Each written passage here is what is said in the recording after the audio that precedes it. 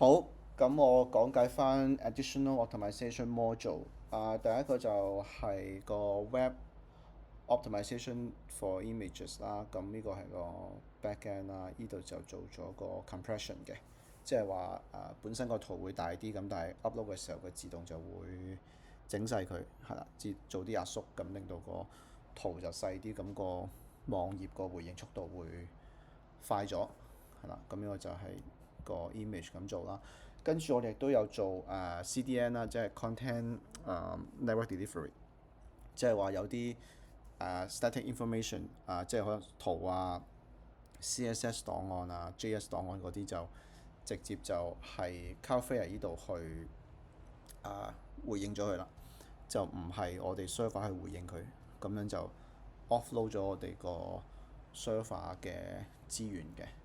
呢個呢，如果喺個 front page 嗰個network 呢度呢，如果你睇翻啲 file 呢，其實佢都會有寫係CF 個 cache status 係 hit 咗嘅。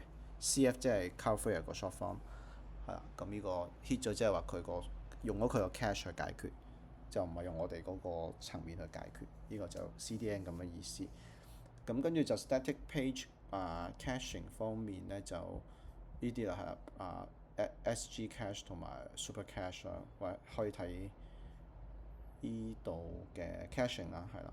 咁呢度去 set 嘅，所以其實都開咗，所以你見到佢而家呢個係無痕啦，頭先嗰個係 login 咗，咁無痕你見一下啊就咁，其實就係因為佢 cache 咗咯。咁成個你見到第一個回應係30，呢個唔係第一個回應。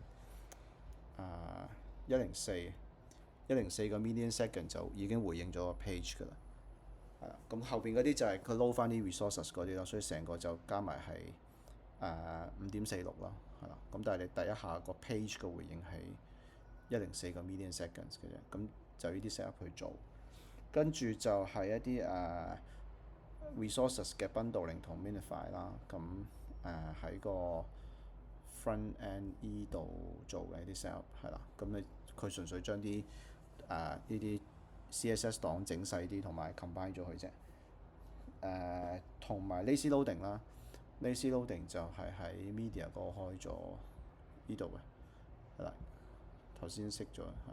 咁呢個係等啲圖佢唔會第一下就攞晒落嚟咯，係慢啲咯。咁即係唔用嘅圖唔攞住咯。咁就呢個成個就係個 optimization module 去咁樣做。